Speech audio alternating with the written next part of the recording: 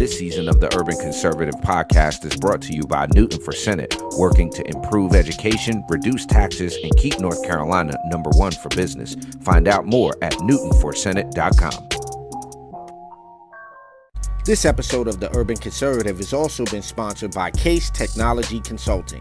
Help your business get value out of its data and become more efficient and streamlined. Case Technology Consulting. Check out the link in the description.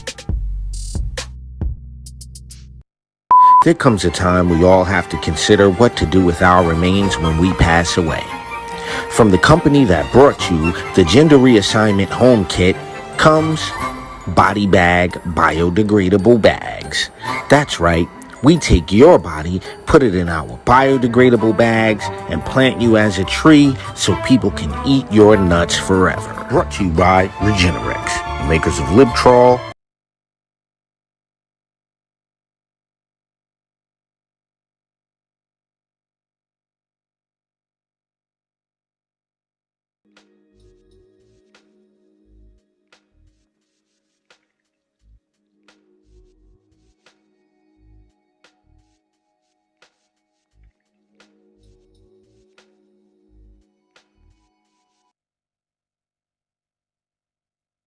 Do you like NASCAR? Do you like A Tribe Called Quest? Well, you gonna love the Urban Conservative.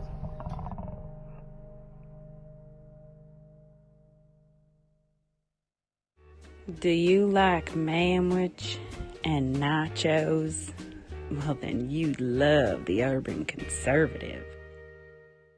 Do you like guns? Do you like butter? Well, you're gonna love the Urban Conservative. Yo, what's good, son? You like pit bulls, say? You like solving Sudoku puzzles? Then you gonna love the Urban Conservative.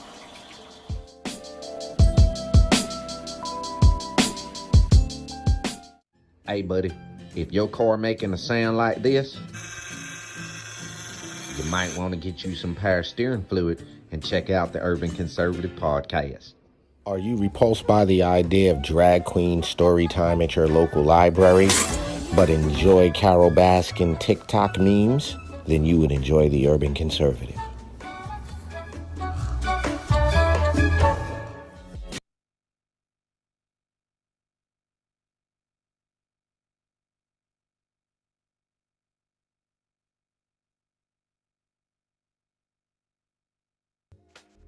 All right, ladies and gentlemen, you know what it is. Slightly late, but always on time. The Urban Conservative Podcast is live right now. I am Abdul Ali. That guy right there is my twin brother Raheem, Architect Soto.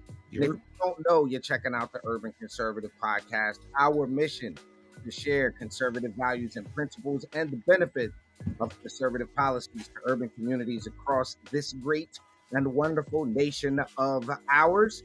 If you haven't done so already, TU Conservative is the website to go to get yourself hooked up with one of those Hamilton plans. That Hamilton plan will help you support what we do, again, which is spreading conservatism around America. All right. Well, y'all got some weather issues down there, right? Hey man, listen, rain in North Carolina, bro. Like, and you've seen this. Like, in my car, I literally have an umbrella, a rain jacket, a snow jacket, a pair of shorts, a long john, and a sweatsuit, because you never know what you're gonna get down here. You never know what you're gonna get. But everything is good. I just left the Mecklenburg County Republican Party's executive committee meeting. Glad to kick it in there. I know our guest was in there as well. But again, appreciate each and every one of y'all rocking with us on a Monday night. Bro, what's good with you, man?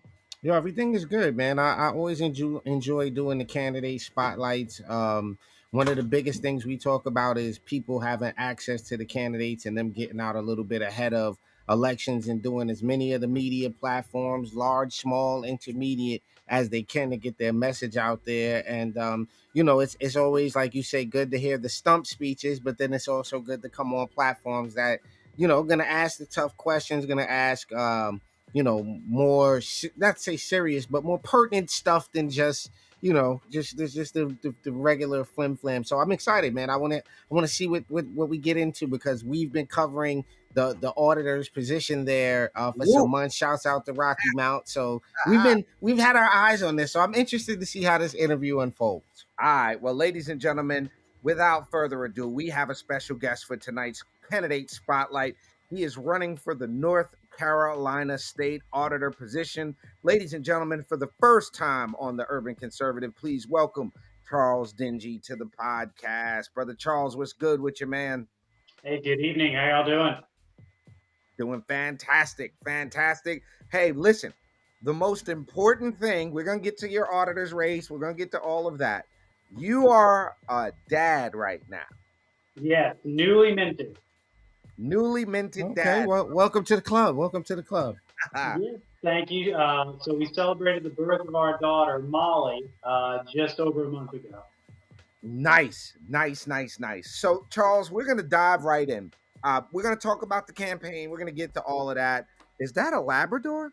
I know that's like is that a Labrador? What kind of dog is that? No, so she's a flat coat retriever mix. Okay, I'll take it. I saw some. She was a Craigslist special. Some guy was just getting rid of a dog, and I was like, all right, went by, and he said, you can either take her now or I'll give her to the next person. And at that point, I was like, I'm bringing her home. I could dig it. Well, look, we're going to talk about the auditor's position and what. Wait, hold on, Ali. That dog looks like it loves to go get ducks. It does.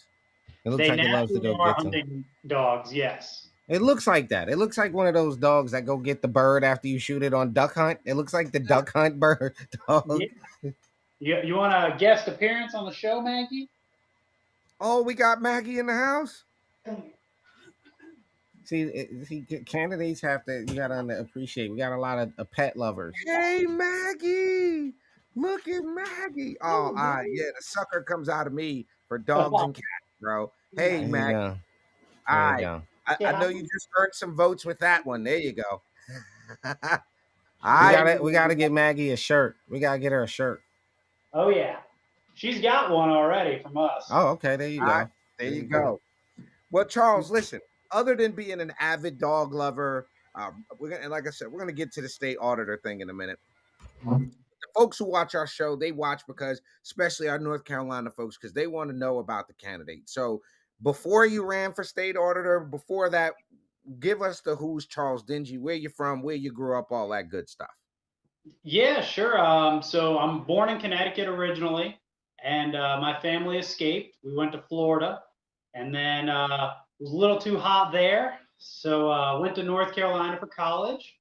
Back and forth a little bit there afterwards, and settled here in North Carolina permanently about 7 years ago up in Raleigh, and been here ever since. Where'd you go to college?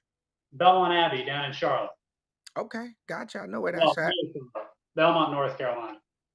All right, Belmont. All right. So, family being from Connecticut, conservative folks, Democrat folks, did you grow up conservatively or Republican? Is that the thing? Yeah, well, I mean, my family didn't kind of force any values on me. But my whole family's always been either self-employed or small business owners, and that mindset of doing it for yourself and working for yourself was just instilled upon me at a young age, and picked up conservative values pretty early on. In high school, I used to do a policy debate. So it's not as common, unfortunately, but that was kind of my first dip into politics. I would say it was when I got into that early on, and continued kind of running with it since.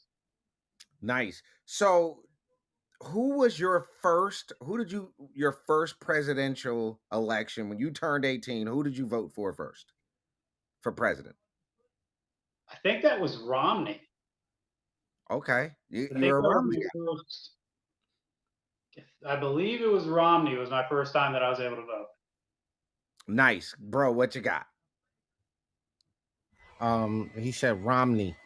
He said Romney. I was like, wait a minute. I don't even remember that was an option. I just instantly went to what? When did he run? What 2000? What was that like? Wasn't it? Yeah, it was against Obama. Yeah. So that was what 14? 12, 8, 08. 18. Oh, Or Yeah, I oh was wait, out of the loop in '08, bro. I was out of the loop in '08. Yeah, you were doing something we weren't doing in '08, which was voting. Like we weren't doing that in '08. Yeah, there's no yeah, way. That's what I'm saying. Like when he said it, I was just like, Romney, huh? yeah. When I was in high school, I was in policy debate, so politics was always very interesting to me. And as I got a little bit older, I had time to volunteer. And I remember when Romney came to Florida, and he was running for president, and I got to go to one of the events, and that was kind of like my first dip into political events. The whole like kind of the big conventions and events. That was my first time going to something like that. And after that, I was kind of just hooked. I realized that I wanted to try to be a part of something to help make things better, and tried to find different ways where I could do that.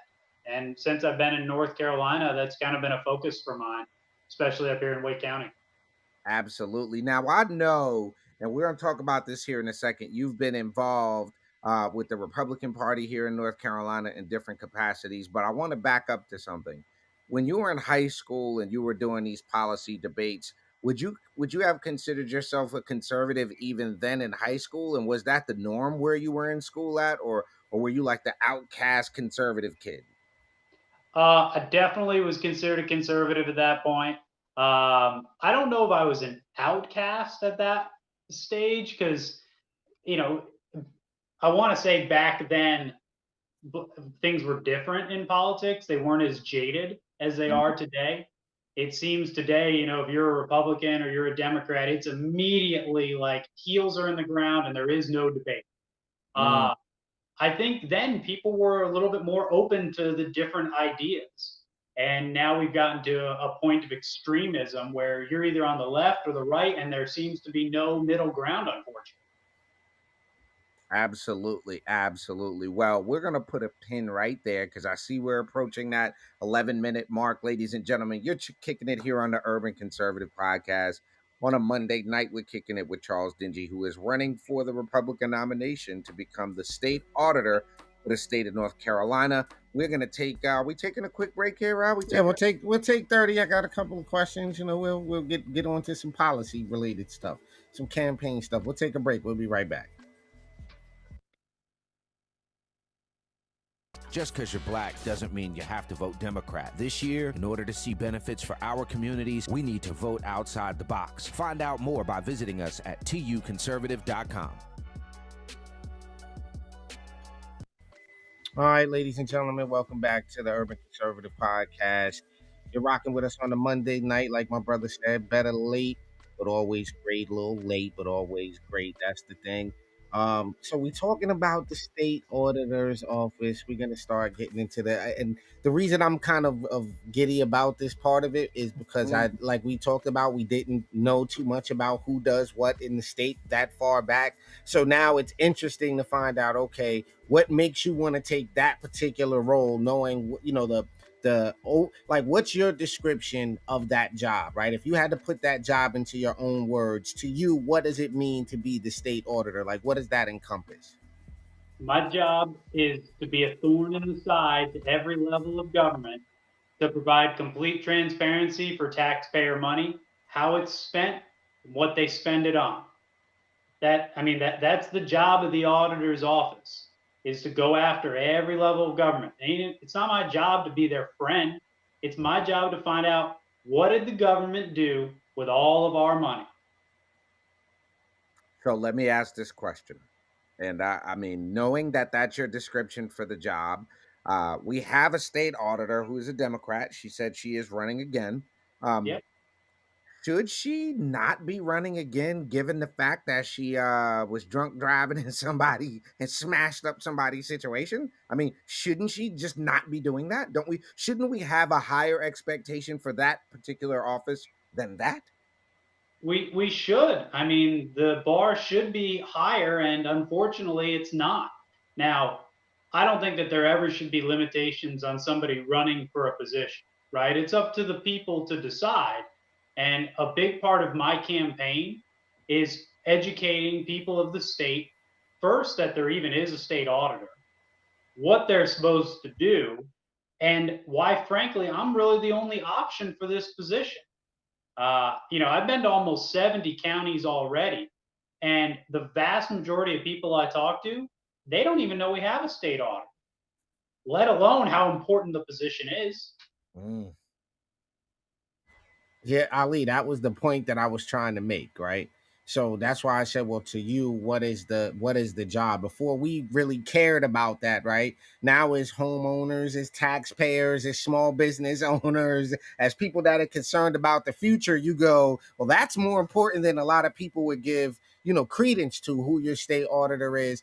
And you have these complaints. So you mentioned you've been to a lot of counties. What have been the largest complaints that you've heard from people, if any? Like, what are the sentiments you've been hearing from around the state of North Carolina since you started your campaign? Yeah, I mean, first off, people want to know why taxpayer money is being spent on CRT, DEI, whatever the new acronym for these, woke agendas in schools for teaching critical race theory. Why is taxpayer money being spent on it, and how can we find out what's going on?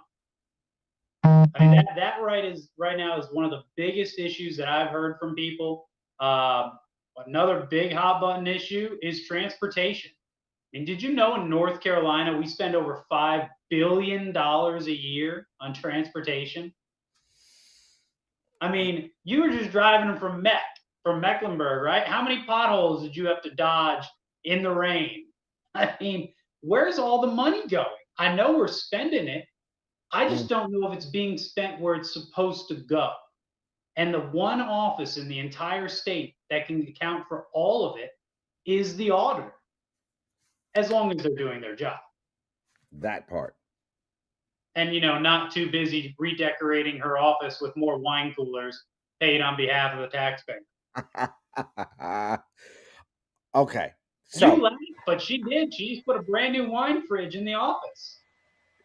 and the sad part All right, about I that don't is, have a dog, Ali. I don't have a dog in the fight.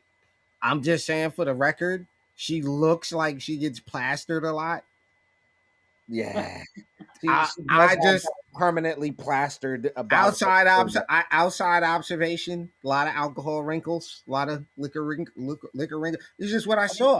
I'm not trying to be disrespectful. I'm just observation. The, Observation. the So state auditor's office needs to have a high degree of transparency and integrity, right? I mean, you need somebody who's going to say, you know what, hey, I messed up, right? And if you do, if you admit to the fact that you messed up, okay, right? Like, I mean, to a degree, we're going to forgive you. But what we saw Beth do when she ran away from the accident, I mean, that just speaks to her character. And I think it's indicative of a lot of the problems that we've had in the auditor's office over the last 15 something years that she's been there.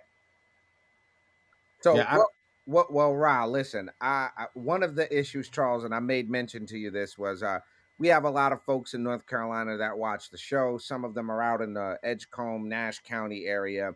We became aware of the audit that was conducted back in 2020 on the city of Rocky Mount. And one of the questions that the folks in Rocky Mount has, and I don't know if you've had a chance to look at that audit, they found that a sitting city council person had over $47,000 in utility bills that were written off, not collected. That the city council, interfered in their ability to collect that. That funds were mismanaged, loans were given where they shouldn't have been, improper spending on travel. The question here is, if you would have found those discrepancy like Beth Wood does your job just stop there like she did, or is there something more that could have been done? Absolutely, there's more that can be done. First off, that could have been referred to the Attorney General's office for prosecution. Okay, but we already know that our current Attorney General, Josh Stein, has no intention of enforcing the law, which is, again, I'm sure you've heard it, and I'm sure your listeners have heard it, but elections matter. In North Carolina, we have had one Republican auditor in the history of the state. We have had one Republican Attorney General in the history of the state, and never at the same time. So the one position who can find fraud and waste, and the one position who could prosecute it, We've never had a conservative in those roles at the same time ever. Makes you wonder what's going on. I mean, people need to understand these roles are important. And I get it. This is a down ballot race. And what I mean by that for the jargon is when you look at your ballot, you see president, vice president, governor, Congress, all the way down there towards either the bottom or the back is state auditor. So people forget. They don't know about it. It's one of those, I don't know who this person, I'll just vote for this one, right? The problem is that position is critically important to making sure we know where your taxpayer money goes. I mean, it's kind of like your city councilmen or your mayors. Most of those local races, we're lucky if there's 10% turnout in a local municipal race. But these people have such a huge impact on your day-to-day life. Just like the state auditor can, if you have a state auditor that's willing to do the work and hold government accountable. Go ahead, Rob.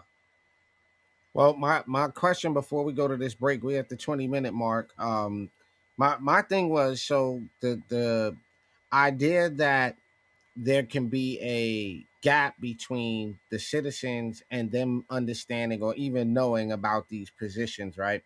Do you think there should be like a liaison, like a better public affairs approach to educating the public about these positions? Because it's not just the auditor, like you said, it's all of the, unfortunately, what we call down ballot race. And I heard this term voter fatigue. Like by the time you scribble 10 circles and you're like, yo, just yeah, whoever this guy is, right?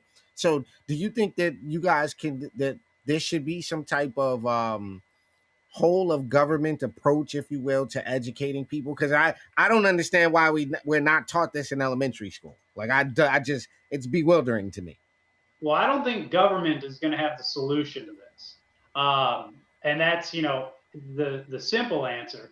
I think the more complicated one is look at like what President Trump did, okay, or look at what Obama did to bring more people into the fold and make them aware of politics. More and more people over the last, we've seen record turnout for presidential elections.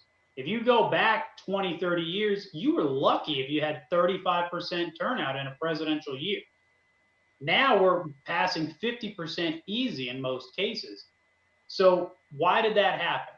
Well, people were excited, right? They heard candidates that were exciting, that had a message that resonated with them. And they went out and they got involved, and they got engaged. The other problem is there's three things that we don't talk about in this country that most families say are taboo and people don't like to talk about, and that's money, politics, and religion. Now, my wife will attest to this. On my very first date with her, we talked about money, politics, and religion. Because guess what? If those three things are not in line, this ain't going to work out. We need to have those conversations more here as a society. We need to talk about money, politics, religion at the family dinner table. And not in a way that's divisive or people yelling and screaming, but talk about it. People have differing opinions, and that's fine. But if we don't have the conversations, people will never take the time to learn, to understand what's going on. So, unfortunately, I don't think there's a simple answer for it. It's more of a societal problem, and that's because we don't talk about it. We put such a taboo on it, and people got lives. They're busy raising their families, working. People feel that they don't have time to go and learn about the 50 candidates that are on their ballot. You know what bothers me though? People know more about football players. It's like, yo, y'all would have given me the whole. Like, I don't know. It agitates me, bro. So real quick, because that's fun and exciting, right? That's easy. Fair. You want to learn about football? Ready? Turn the TV on real quick. Bam, there it is. Right? You want to learn about politics? Well, what are you going to do? Watch C-SPAN? This is how I knew I got old. If you watch C-SPAN, listen. If you watch C-SPAN long enough, you'll rip your TV off the wall. Right. Well, yeah, you'll get frustrated with it. Yeah. You start to see what's really going on.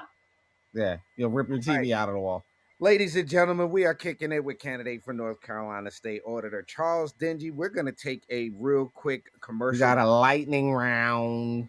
And we're going to talk qualifications real quick. We didn't get into Yeah, that. we'll do that and then lightning round. We'll be right back we'll after this quick break. Yep, we're going to take this quick 15 seconds. Just because you're black doesn't mean you have to vote Democrat. This year, in order to see benefits for our communities, we need to vote outside the box. Find out more by visiting us at tuconservative.com. All right, ladies and gentlemen, you are kicking it here on the Urban Conservative Podcast. This is a Monday night, a little late, but still great, as they say. We are kicking it with Charles Dingee, who is running for the Republican nomination to become our next North Carolina State Auditor. Now, we done talked about a little bit of stuff, but I think it's important that people know what your qualifications are for the job of auditor. So if you want to give folks a rundown as to what makes you the best qualified person to be the next auditor for the state, bro. Absolutely. First and foremost is the mission set that I'm going to set in the office. And that is to make sure we are providing transparency and accountability for all levels of government spending. On day one of my administration, I'm going to make the TIPS hotline public. What I mean by that is every quarter, we're going to publish the tips that come in and the results of those tips. So somebody sends us in a tip about fraud or waste happening somewhere in the state of North Carolina, we're going to publish all of that every single quarter so people know what we're doing, right? I want it to be so people can hold me accountable for holding government accountable. I'm a small business owner. I've been one for about the last 7 years. And before that, I worked in banking. And I've always said this, if you follow the pennies, the dollars will take care of themselves. And that's what I'm going to do as the auditor. I mean, right now, if you wanted to go wherever you're out there listening and you wanted to find out the budget of your local county, city, municipality, how quick can you find it? Where would you find it? Most people sitting right now listening are probably going, I don't know, right? And if you could find it, how easily would you be able to interpret it and read it? There is no reason that our budgets shouldn't be just like your own personal budget. I mean, think about it. Every one of us here has a budget in our home, right? We all make sure at the end of the month that we spent what we thought we were going to spend. We put a little bit away. So how is it that the North Carolina Department of Transportation a few years back ran out of money, and their answer to running out of your taxpayer money was, well, we're not accountants. Well, most people aren't accountants, but they can still balance their own home budget. It is absurd that these people don't have their feet to the fire. That's the kind of things that I'm going to do. In Wake County, I was the first vice chair of the largest county in the state of North Carolina. We had about 1,800 volunteers, and we had a total of 62% turnout in the last election. Now, to put that in perspective, Mecklenburg County, which is the second largest county in the state, had around 45% Republican turnout. I understand what it means to lead large teams and groups. And the state auditor's office has over 120 people that work in it full time. Wow. I'm going to make sure that they're all going to be part of the mission. Otherwise, they're not going to be there much longer. Plain and simple. They need to be working for the people of the state. And that's it. Fantastic. All right, we got like 5 minutes, Ollie. You ready for this lightning round? Real quick, I think I need to show you this, but wait, before you do that, Charles, I needed you to see that comment, bro. It said he's a dog lover. That's 10 points for him right out the gate. So, I agree with Frank. You watch any of these news networks too long, it'll make you go crazy. Agreed. Agreed. Indeed. All right, so give him the scoop on the lightning round. I got some stuff already prepared. Just let me know once you're ready. All right, so Roz got a lightning round for you, Charles. The way this works is he's going to ask you questions. You have to give him the first answer that comes to your mind. Some of them are going to be versus questions, and you'll see how this goes, all right? So this is what we got. Apple or Microsoft? Microsoft. All right, Coca-Cola or Pepsi? Coca-Cola. All right, McDonald's or Burger King? Neither. They're both trash. Fair. Nike versus Adidas. And to follow up on that, I would have to take Wendy's. Fair point. Nike or Adidas? They're garbage shoes either way. Okay. All right. New Balance or yeah, I gotta get my charger. I gotta get my charger. IBM or HP? HP. Okay. All right. Starbucks or Dunkin'? Definitely not Starbucks, and Dunkin's gone way downhill. I would probably go to Harris Teeter for donuts. Okay. All right. So here we go. Google or Yahoo? Google. Okay. All right. Fair enough. Hold on. So, The Dark Knight or Iron Man? Dark Knight. Okay. You're a Dark Knight guy. Okay, I took you for an Iron Man guy. Okay. Breaking Bad or Dexter? Which was it? Breaking Bad or Dexter? Breaking Bad. I took you as a Dexter guy. I'm so okay. All right, here you go. So I'm gonna take them back right here. iPhone 3G or BlackBerry Bold? Which one would you have had? Neither, because my parents probably would have had me on the Nextel push to talk phone. Yeah, we had the Nextel bricks. We weren't that fancy. Okay. Wall-E versus Kung Fu Panda. Ooh. I'd have to maybe go with Wally on that. Really? Okay, fair enough. Hey. I just like how he says Wally. Wally. All right, well, ding, ding, ding, ding, ding. You've won the lightning round, Ali. Let him know what he's won. All right, you have won the lightning round, which means you get the full screen for the next few seconds to plug and let people know how they can support you and your candidacy. The floor is now yours. Hey, I appreciate it. Look, you can go to charlesdingee.com. You can follow me on social media there on Facebook, Twitter, and Instagram. Really, right now, the biggest things that you can do to help support my campaign is tell me about events that are going on that you'd like me to come speak at in North Carolina, and you can make a donation. I'm doing my part to increase the Republican Party with the birth of my child, Molly, and I need you to help me to put a Republican in the auditor's office. I'm Charles Dingee, and I'll be stingy with your money. All right, dope. All right, I was hoping he said to plug because he had everybody in the Mecklenburg County. They were like, we like that. We like that. Ladies and gentlemen, you have been kicking it with the Urban Conservative on a Monday night. CharlesDingee.com to find out more about his run to become the next North Carolina State Auditor. He is seeking the Republican nomination, so he's got a primary coming up. Ladies and gentlemen, be informed. Be the informed electorate. Don't just go out there and vote for any old Joe Schmo. Find out about the candidates. Always stay tuned to the Urban Conservative because we will have the candidates. We'll bring you the candidates, all right? But CharlesDingee.com, find out more about his run for State Auditor. We definitely appreciate you joining us here. Yeah, and listen, and if there's something we didn't get to ask, if you're watching this later, ask the question so we can ask the question. You know, sure. So that's a thing. Don't you know? So for those in the future, you watching this, there you go. You watching this now that wasn't watching it when it was live, you can still ask a question and we'll get it to Charles. But ladies and gentlemen, we will see you bright and early right here for Top of the Morning here on the Urban Conservative. For my twin brother Raheem, Architect Soto, it's been a candidate spotlight on a Monday night with Charles Dingee. We'll see y'all tomorrow morning right here on the Urban Conservative. Peace and love, y'all.